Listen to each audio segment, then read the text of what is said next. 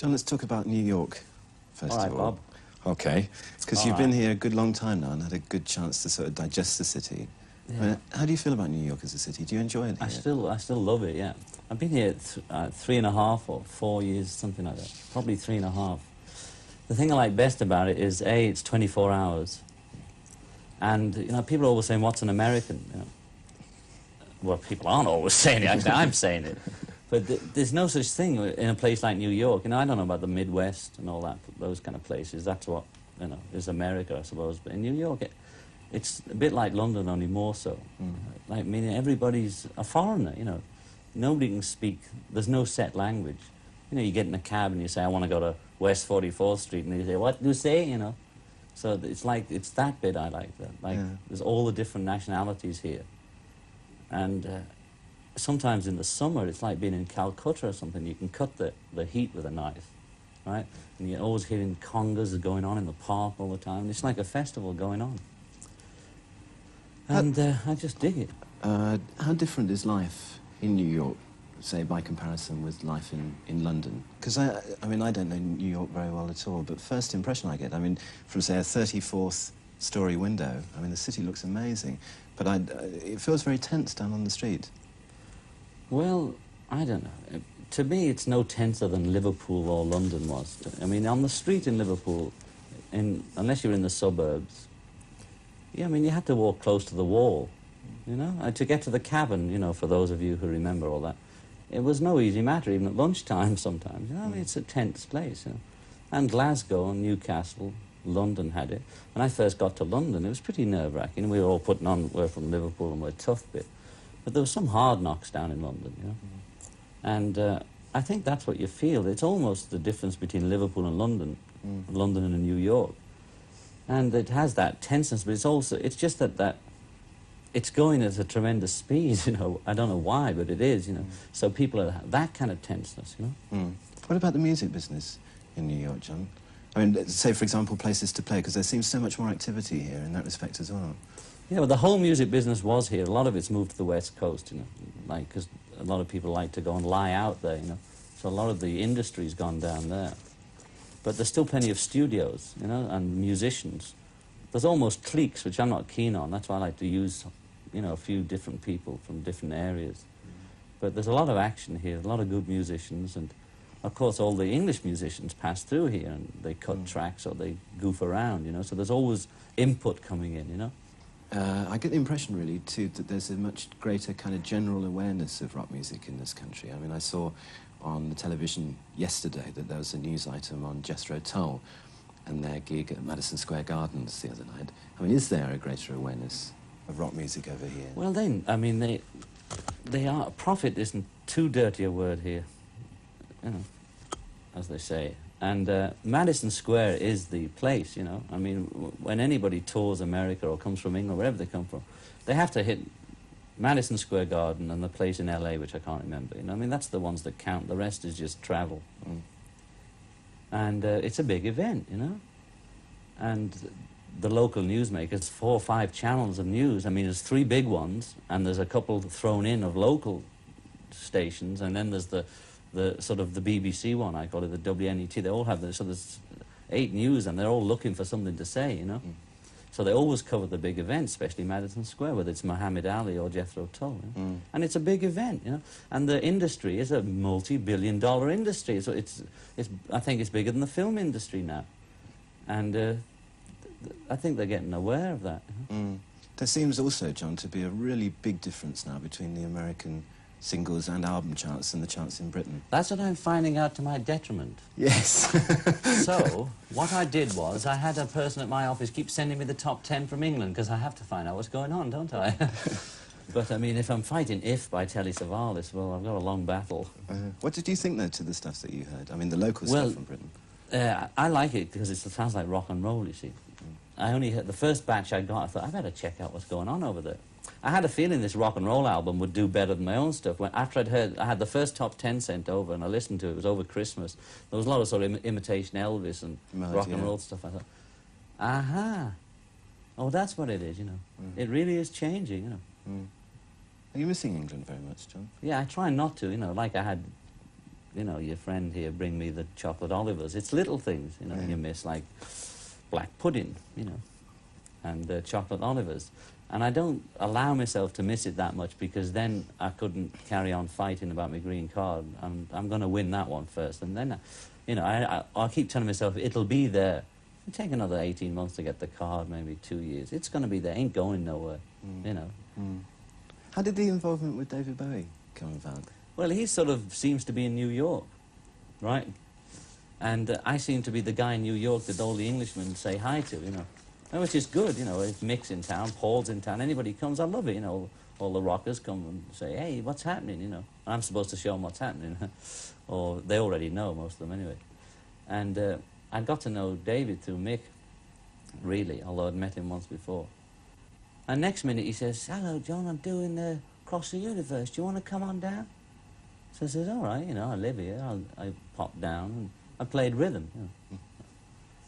And then he had this lick, you know, we'd finished Across the Universe, and this guitarist had a lick, so we sort of wrote this song, you know. It was no big deal. We just sort of, oh, boom, boom, boom, you know, like that. It wasn't like sitting down to write a song, so we made this lick into a song is what happened. And that's how it happened, and there it is, you know. And people are always saying, well, what's he doing with Elton John and David Bowie? I'm doing it because it's fun, you know. He used to do it, like we used to have Brian Jones on You Know My Name, a Beatle number. You know, he's playing on that, playing sax, you know. But in those days, you couldn't tell. You weren't supposed to tell. So we'd have a lot of people on our sessions, the Beatles sessions, and nobody would know who was on because we weren't allowed to tell. Then it went through the phase where you said, you know, Johnny O'Len is playing guitar, or George O'Harris, or George has some name. He's played on everybody's records. But now you just put your name on it, you know, as long as the company knows. And it's cool, you know, especially if you're doing nothing. Yeah, because you seem to have really enjoyed the things you did with Elton. Oh, yeah. Well, Elton and I are very close, you know. David, I know him quite well, but I don't know him as well as Elton. It was just, you know, what do you say? I'm doing your song. You want to come? All right, I'll come. Did the live thing that you did with Elton prompt you to start thinking about going on the road again? No, well, my quote was, when I came off, I enjoyed it a lot, but I wouldn't like to do it for a living. You know, I mean, if I can live without doing it, I'll do it. If I get the urge to perform, you know, I'll do it. And if I do a tour ever, I'll wait till my green card and I'll do a tour of the world, you know. I don't just going around in circles a bit, you know. I may as well do it all. But I always was a record man, you know. I mean, I like the studio always best once I got the hang of it and the control of it. I like it because it's complete control. And even as a fan when I was younger, I wasn't that mad on seeing the artist live. I like the record, you know. I like the record of Bebopaloola, say. I'm not particularly mad on seeing Gene Vincent every time he came to town. You know, I wasn't that upset that Elvis never came to England. I'll go for the records, the pre-army records, you know. So records is what I was hooked on. You know, if they came around, I might go see, you know. The inevitable question. You know, I mean, are they ever going to get back together? Yeah, I mean, first of all, is there any possibility? But secondly, much more important, do you think that it's a good idea? Well, that's another point altogether, whether it'd be a good idea or not. You see, it's strange, because at one period when they're asking me, I was saying, no, never, what the hell, go back, no, not me. And then there came to a period when I thought, well, why not, if we felt like making a record or doing something. Everybody always envisages the stage show. To me, if we worked together, studio again, you know. The stage show something else. If we got something to say in a studio, okay. Now, when I'm saying that, I turn the paper and George is saying, not me, right? It's never got to a position where each one of us have wanted to do it at the same time. I think over the period of being apart, we've all thought, oh, that wouldn't be nice. That wouldn't be bad, you know. I mean, I've worked with Ringo. I've worked with Ringo and George. I haven't worked with Paul because we had a more difficult time, but now we're pretty close, you know. So, and the other question is, would it be worth it? You know, but that is answered by if we wanted to do it. If we wanted to do it, then it'd be worth it. If we got in a studio together and thought we turn each other on again, then it would be worth it, you know. And sod the critics, you know. I mean, you know, they've got nothing to do with it. You know, the music is the music. If we make a piece that we think was worthwhile, it goes out. But it's such a, you know, it's pie in the sky, you know. I don't care either way, you know. If somebody wants to pull it together, I'll go along, you know. I'm not in the mood to pull it together, that's for sure. I've got too much, I think we all have got too much to do ourselves. But if they were all in town, I wouldn't be, I'd say, come on down, you know, put them on my record, right? Then it'd be a Beatle record. But if they were around, you know, I jammed with Paul. I did actually play with Paul, yeah. We did a lot of stuff in LA. But there was 50 other people playing too, and they're all just watching me and Paul, you know. Yeah. You must be pleased with what Paul's doing now, John. I'm pleased that everybody's doing well, you know. Yeah. I'm more pleased that Ringo's doing well, you know, that Yeah. he's got himself a good niche. Because I knew Paul would be all right. What the hell am I worried about him? You know, I know he's going to be all right. In retrospect now, do you regret How Do You Sleep? No, somebody said the other day, it's about me. Yeah, I regret that it was so... Not what the song is. Two things I regretted. One, that there was so much talk about Paul. They missed the song. It was a good track. And I should have, you know, kept my mouth shut. Not on the song. It could have been about anybody, you know. I mean... And when you look at them back, you know, Dylan said it about his stuff, that he found out most of it's about him. I wrote a sort of Son of How Do You Sleep on Walls and Bridges. I can't remember the name, Steel and Glass, which I thought was about a few people, but then I'm realising, no, it's me again? So it's not about Paul, it's about me, you know, I'm really attacking myself. But I regret the association, but what a regret, you know, I mean, he lived through it. The only thing that matters is how he and I feel about those things, and not what about, you know, the writer or the commentator thinks about it. You know, him and me are okay, so I don't care what they say about that. You know, I can go through my thing. I've always been a little different. You know, Lennon blasts Hollies. You know, that was one of the early steps. I mean, I've always been that. Our first national press was me beating up a disc jockey at Paul's 21st party. That was the first Beatles national press, and we got the back page of the Mirror. I've always been a little, you know, loose. And I hope it'll change, because I'm fed up of waking up in the papers, you know. But if it doesn't, you know, my friends are my friends, whatever way. You know. Let's talk about the new album, John, because really the recording of the new LP spanned quite a long time. It spanned many eons, Bob, yes. many eons. Well, the rock and roll album, folks, started in '73 after I'd finished Mind Games, and I was really in the middle of that, oh, you know, what's going on, mother, life, help.